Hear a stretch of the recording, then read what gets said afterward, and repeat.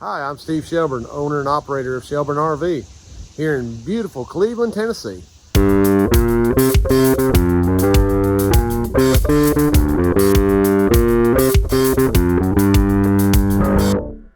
All right, well, good morning from Shelburne RV. And when I mean good morning, I mean good afternoon because I got behind. It's been real busy here, so I haven't had a chance to do my videos this morning, so I'm running a little bit behind.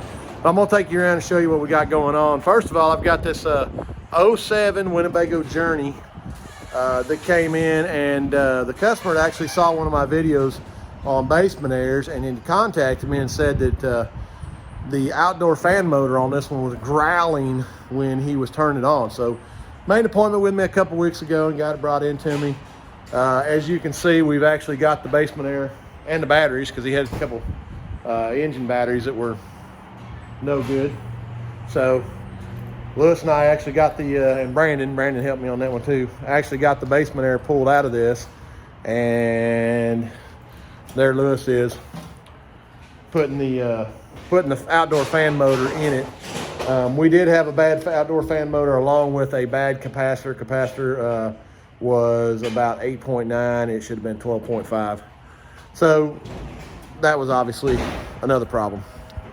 Something else we're working on is this little Class C of Forester right here. So you can see the slide right here. We've got everything kind of undone. And so what's going on with this one is, and look here, look what I found. Cousin Gary, acting like he knows what he's doing. Actually, he's done a good job for me. So this Forester had a bad, the gear on the slide out is broken. And so let me take you in here and show you this. So the gear on the slide out rack is actually broke. And so I don't know if you can see it or not, it's gonna be hard to see, but way up underneath there, and you can see how much room I have right here. There's a gear track, one here, one there, and the gear is got two teeth missing. So we got to pull the slide out. There's no way to even get to this from the bottom side. And so, of course, obviously, fascia, the kitchen table assembly had to come loose. Had to pull the refrigerator out. There's all the kitchen table assembly. So then we got to pull this out to figure out what kind of gear set we have in there. Obviously, you can see the refrigerator sitting right there. So, got that going on that. Hopefully gonna get that pulled out tomorrow. And then let me take you in here and show you what's going on in this paint shop right here. Of course, Mr. John's over here working a little bit this morning. But we got this Rockwood Signature that had some rear end damage. And so J-Wrap obviously got bent up. You can see the damage that it did to this right here. Some more damage over here. And so Zach's working to try to get that done, and we've actually got the new bumper cut and ready to go on, but we gotta get that on. And then back here in the back, we got this little J Flight Swift that's actually went through the tornado in Kentucky, and so it pulled the roof, damaged the roof, so they're getting a roof put on that one. So a lot going on. Let me take you around and show you some more. All right, came up here to check on my mobile service guys in the Shelburne RV Mobile and Print Shop. Got a new Tesla up here that you can see Mr. Torrey is doing a wrap job on. He's getting it all done. I'll take you around and show this to you. We're going to get it out in some sunlight, dude, and see that color.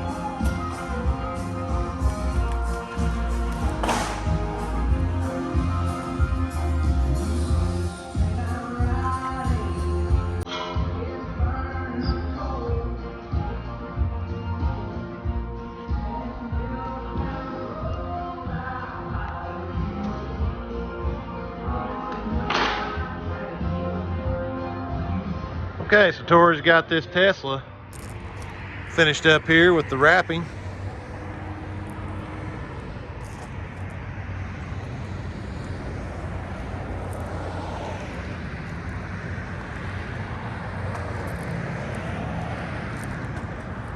Turned out real nice.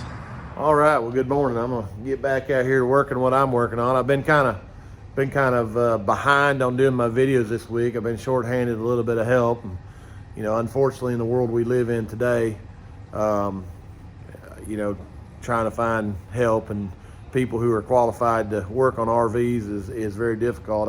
I've got some people hired. Hopefully, we're going to get into that next week with them starting. But it's been kind of tough here the last few days, and then we've had a ton of rain, so that's been another problem here. It's you know, if you want to know what the weather is in Tennessee, just wait 10 minutes, you'll see something change. So it's been kind of wet here, and so that's been inhibiting a little bit of the work we've had to do.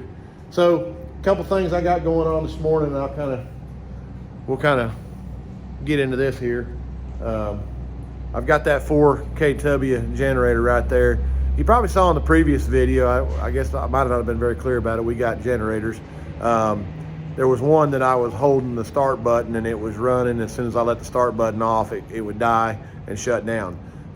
Cummins logic is if the genset's not making power, there's really no reason for the generator to run because you're just wasting fuel. So obviously we got to figure out what's going on with that. Do we have a stator problem? Do we have a brush assembly problem? So we're gonna dig into that. I've got another generator here, but that got dropped off yesterday. I don't really know. I hadn't seen the paperwork on it yet. I got to figure out what's going on with it. But let me turn this around and then we'll take a look and I'll show you what I got going on. All right, so you can see I've actually already kind of dove into this one.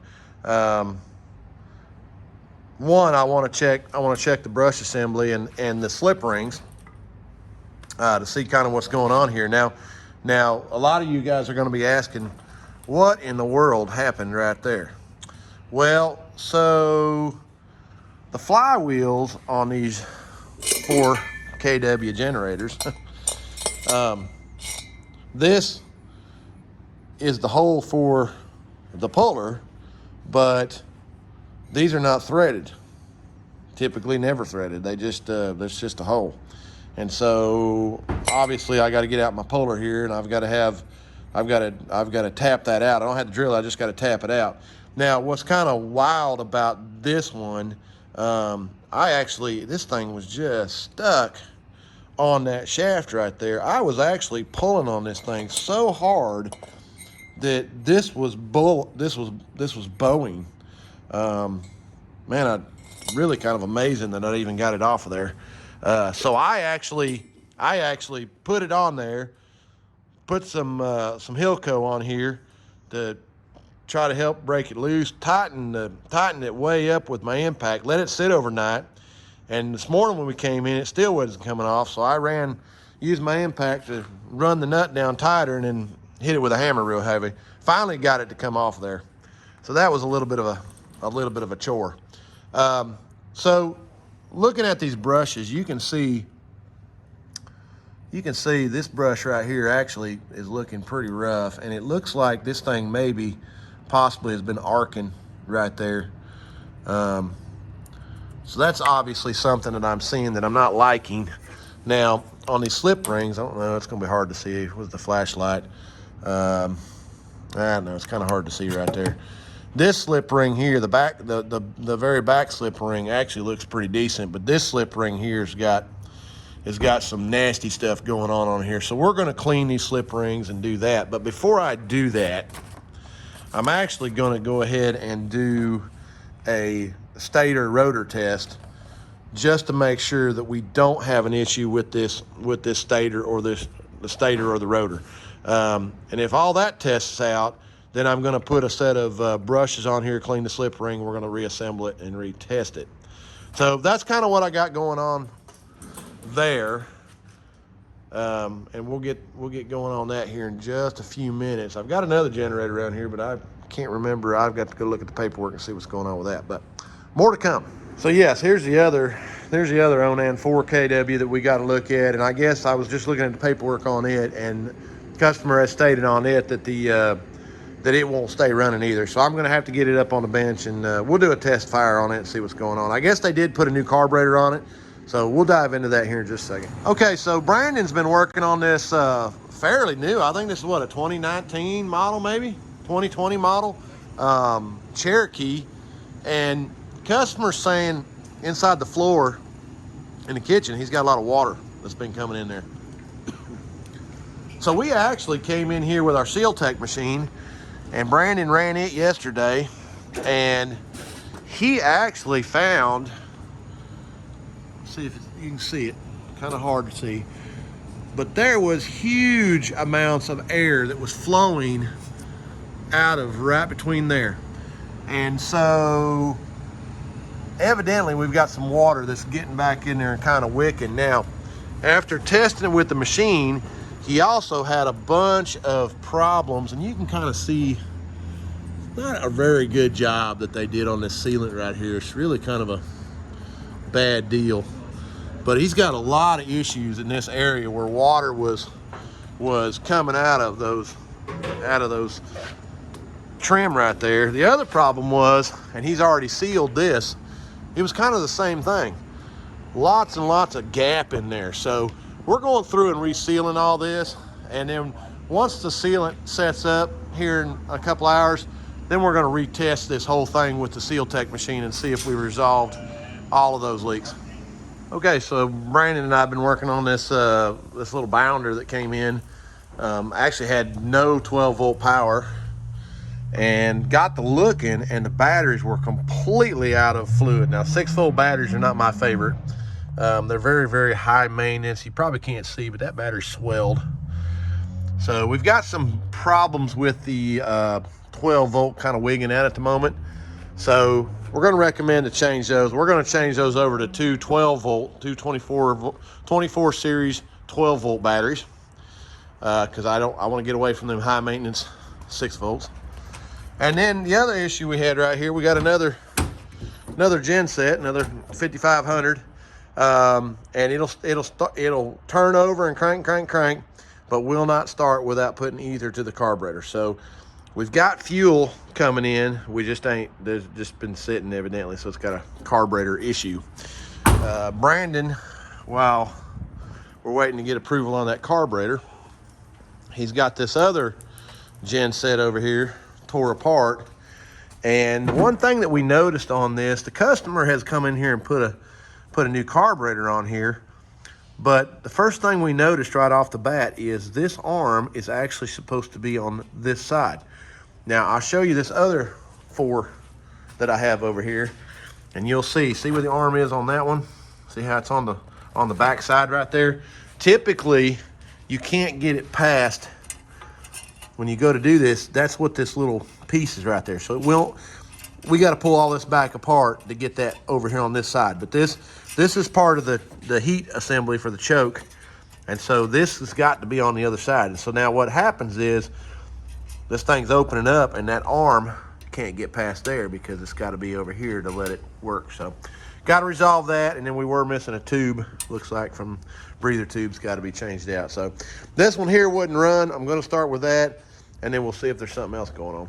Okay, so just a quick update on our 1973 camper that I bought about a week ago.